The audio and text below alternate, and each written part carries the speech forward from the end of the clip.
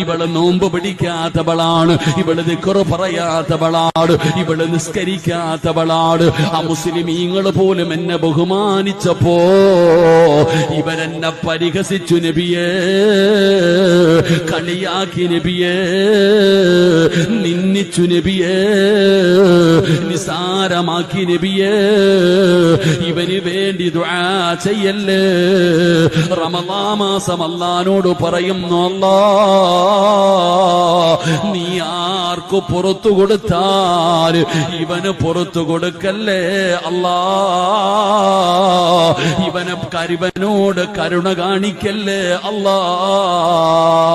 റമളാൻ കരഞ്ഞുകൊണ്ട് പടച്ചവനോട് ദുആ ചെയ്യുകയാ. ആ സമയത്ത് അല്ലാഹു കൈവിടുകയാണ്.